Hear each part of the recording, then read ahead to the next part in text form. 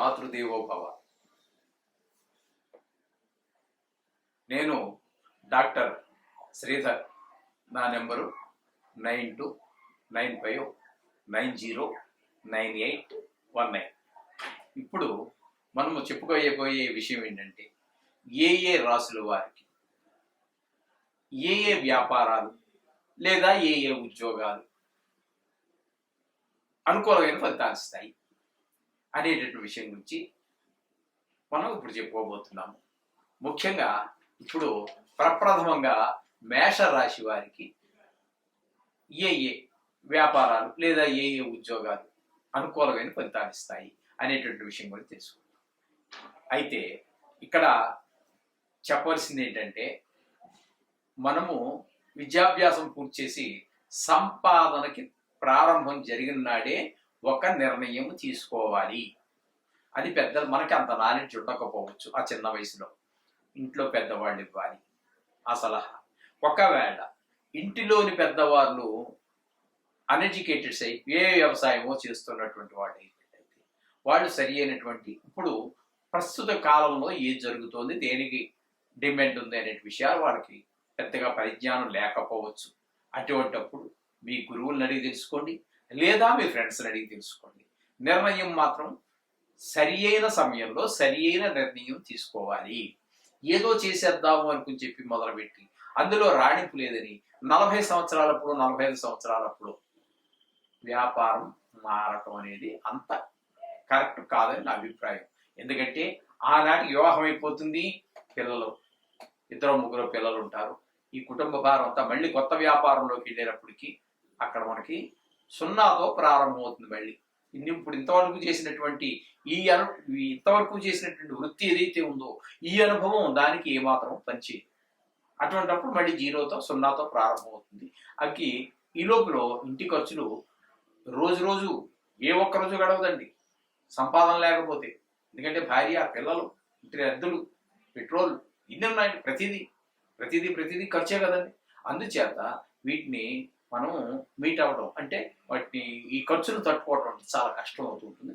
అందుచేత డెఫినెట్గా సరి అయినటువంటి సమయంలో సరి అయిన నిర్ణయం తీసుకోండి. అంతేగాని ప్రారంభించి కొన్నాళ్ళు వచ్చేస్తూ ఉంటే ఎప్పుడో అదృష్టం కలిసి వస్తే మంచిదే, వెరీ గుడ్, సంతోషం, శోభం. ఒకవేళ వ్యతిరేక ఫలితాలు వస్తే తట్టుకోవడం చాలా కష్టం అవుతుంది.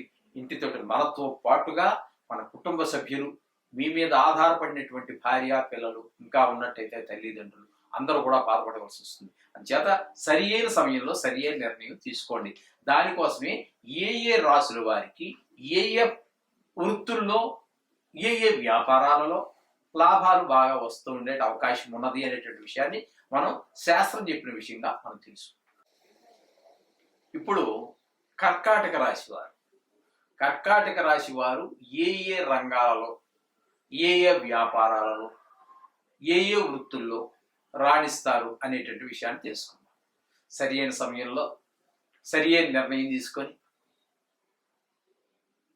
ఆ వృత్తో వ్యాపారమో ఏదో చేసినట్టయితే చక్కగా రాణించే అవకాశం ఉంటుంది.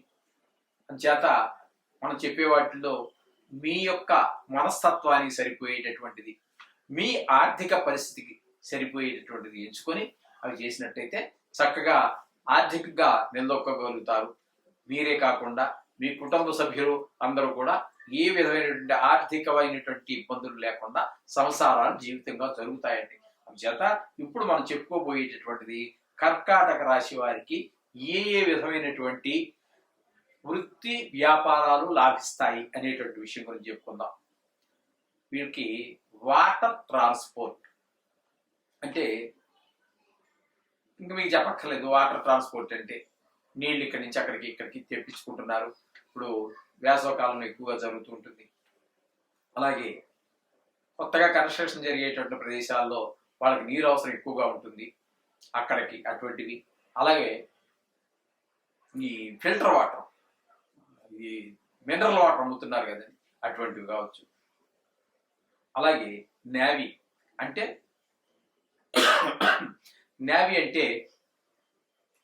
పడవల మీద సముద్ర ప్రయాణాలు, సముద్ర సైన్యం, అందులో నేవీ సంబంధించి డాక్ యార్డ్ అని, నేవీ అని ఉన్నాయి కదండి. వాటిలో చిన్న అన్ని రకాల పోస్టులు ఉంటాయి. మీ విద్యకి తగినటువంటిది, మీకున్నటువంటి టెక్నికల్ నాలెడ్జ్కి సంబంధించినటువంటి ఉద్యోగాలు చేయటం అటువంటివి అవన్నీ. అలాగే ఫిష్ అంటే చేపల మార్కెట్కి సంబంధించి, లేకపోతే మీకు 4 ఎకరాలు ఉందనుకుందాం సపోజ్, అది సముద్ర తీర ప్రాంతం అయినట్టయితే చేపల చెరువులు, రొయ్యల చెరువులు వేయటము, వాటి వ్యాపారాలు, అవి కూడా కోట్ల మీద జరిగేటువంటి వ్యాపారాలు. మనం ఏదో చిన్నగా చూడాల్సినటువంటి పరిస్థితి లేదు. ఆ విధంగా ఆ ఫిష్ మార్కెట్. అలాగే లిక్విడ్ కెమికల్స్ అంటే ఈ రసాయనాలన్నీ అమ్మేటటువంటి షాపులు కొన్ని ఉంటాయండి ఇక్కడ. అవి అటువంటి లిక్విడ్ కెమికల్స్, లిక్విడ్స్ అలాగే శాస్త్రానికి సంబంధించినటువంటివి కూడా ఉంటాయి. అలాగే డ్యాన్సింగు, యాక్టింగు, అలాగే పాల వ్యాపారం అంటే ఒకప్పుడు ఏదో 2 బర్రెలు పెట్టుకొని అమ్ముకునేవారు. ఈ రోజు అదేమీ లేదు. అసలు ఒక బర్రె కూడా ఉండదు. 100 లారీలు పెట్టుకుంటాడు. ఊర్లు తిరిగి అన్ని గ్యాదర్ చేస్తారు. దానికి ఒక పెద్ద మిషనరీ, పాలు విరిగిపోకుండా అందులో తీయటం, అదే 4 రోజులు నిల్వ ఉండడానికి ఏమేమి చేయాలో అవన్నీ చేయటము, ప్యాకెట్ చేయటము. అవి మళ్ళీ తెల్లవారినప్పటికే అర్ధరాత్రికే 2:30-3 గంటలకే అది దగ్గరలో ఉన్నటువంటి నగరాలకి చేర్చి ఎవరికి ఎంత సేవాలో అంత అమ్మటం, ఈ విధంగా జరుగుతోంది. అది కోట్ల మీద బిజినెస్ అండి పాల వ్యాపారం అంటే. పూర్వకాలం మనం ఊహించినప్పుడు, మన చిన్నప్పుడు పెట్టుకున్నట్టుగా 1-2 బర్రెలు, 1-2 ఆవులు పెట్టుకుని చేసేటువంటి వ్యాపారం కాదు. అటువంటి చేయటం, అందులో వ్యాపారం చేయటం కావచ్చు, లేదా ఆ చేసే వాళ్ళ దగ్గర ఆ పాల లారీని తోలటము, లేదంటే ఆ పాలకి అక్కడ పెద్ద మిషనరీ అవన్నీ ఉంటాయి, ఆ మిషనరీలో పనిచేయటము. ఈ విధమైనటువంటి వాటిల్లో ఈ సముద్ర ప్రయాణాలు ఇవన్నీ కూడా ఈ కర్కాటక రాశి వారికి చాలా అనుకూలమైనటువంటి ఫలితాలు వస్తూ ఉంటాయి. వ్యాపారం సొంతంగా పెట్టుకున్నా సరే, ఎవరన్నా పెట్టిన దానిలో మనం ఉద్యోగం చేసినా సరే మనకి రాణింపు ఉంటుందండి. ఈ విధంగా కర్కాటక రాశి వారు వీటిలో మీకు తగినటువంటిది ఎన్నుకుని జీవితాన్ని సుఖంగా జరుపుకోండి. శోభం భూయ. ఇప్పుడు మనము మీనరాశి వారికి ఏ వ్యాపారాలు కలిసి వస్తాయి, లేదు ఏ ఉద్యోగాల్లో అయితే రాణిస్తారు అనేటువంటి విషయాన్ని గురించి మనం తెలుసుకుందాం. ఈ తెలుసుకున్న వారు సరియైన వయసులో ఉన్నవారైతే, అంటే వ్యాపారానికో లేదా సంపాదన ప్రారంభించినటువంటి వారు ఎవరైతే ఉన్నారో, ప్రారంభించేటటువంటి వారు, విద్య పూర్తి అయిపోయింది, లేదా ఎక్కడో ఏదో నేర్చుకున్నారు, ఇంకక్కడ సంపాదన మీరు సొంతంగా చేయాలనుకున్నటువంటి వారు తప్పకుండా ఇటువంటి వాటిని వినడం ద్వారా, లేదా పెద్దలను సంప్రదించడం ద్వారా, మనకి సలహా పెద్దవాళ్ళు ఇస్తే బాగుంటుంది. మన ఇంట్లో వాళ్ళు అంటే వ్యవసాయదారులు అదే అయినట్టయితే వాళ్ళకి ఇందులో పెద్ద అనుభవం లేకపోతే మీ గురువుల ద్వారా తెలుసుకోండి, లేదా మీ మిత్రుల ద్వారా ఏ రంగాలలో అవకాశాలు ఎక్కువగా ఉన్నాయో తెలుసుకుని ఆయా రంగాల్లో కనుక మనం ప్రవేశించినట్టయితే జీవితంలో మనం చేసే వృత్తిలోనూ, వ్యాపారం అయితే వ్యాపారంలోనూ మనకి చక్కటి ఎదుగుదలకు అవకాశాలు ఏర్పడతాయి. తద్వారా ఆదాయం పెరుగుతుంది. తద్వారా ఆర్థికమైనటువంటి ఈ కష్ట నష్టాలు మన జీవితంలో ఎదుర్కావు. ఏదో కొన్ని సందర్భాల్లో వచ్చినప్పటికీ టోటల్గా చూస్తే మనకి ఆర్థికమైనటువంటి ఇబ్బందులు ఎదుర్పడకుండా మనం చూసుకోవచ్చు. తద్వారా కుటుంబము, జీవితము సాఫీగా నడిచేటువంటి అవకాశం. మనిషి జీవితం సాఫీగా నడవాలి అంటే వారు చేసే వృత్తి, వ్యాపారాలు లాభంగా నడవాలి. అందులో మనం ఇందులో రాణిస్తామని ఎవరు చెప్పాలి? ఇప్పుడు వాళ్ళైతే అందరికీ రాణించాలని లేదు కదా.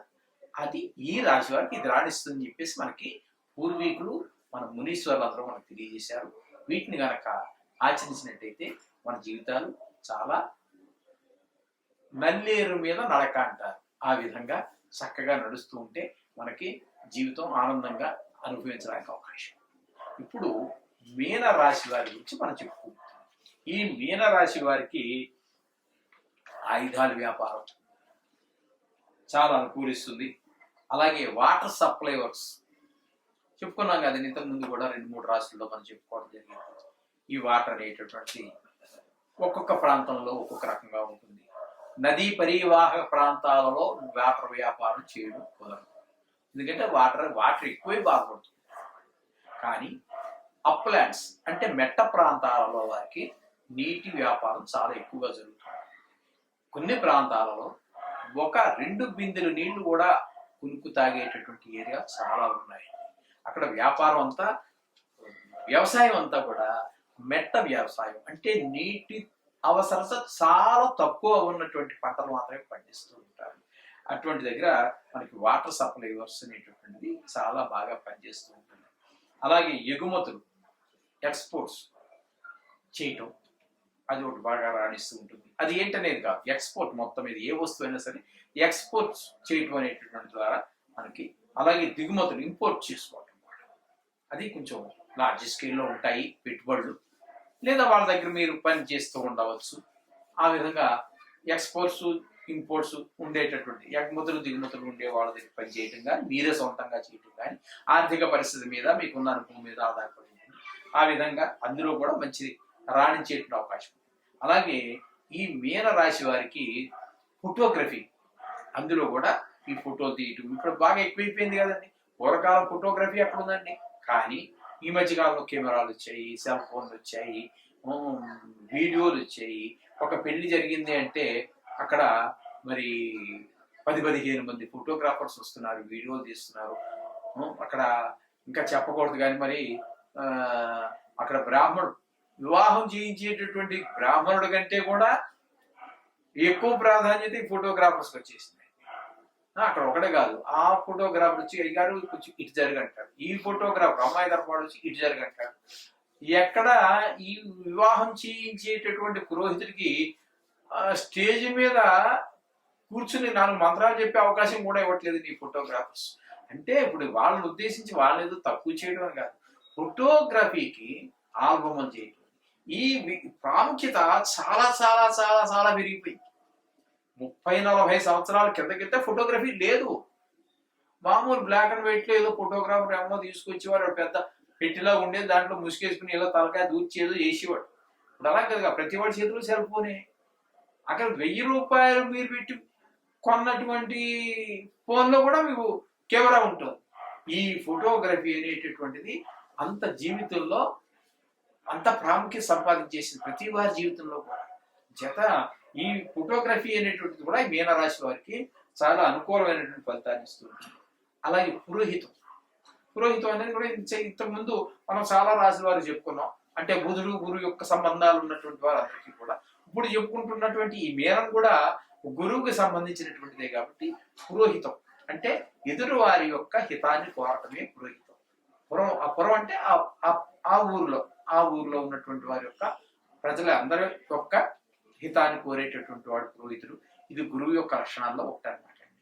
అందుచేత ఈ పురోహితం కూడా వీరికి రాణించే అవకాశం ఉంది. అలా అని చెప్పేసి ఇది కొంతమందికి పురోహితం అందరూ ప్రవేశించలేరు కదండి. ఇది ఎందుకంటే ఇది కొన్ని వృత్తులకే పరిమితం అయిపోయింది.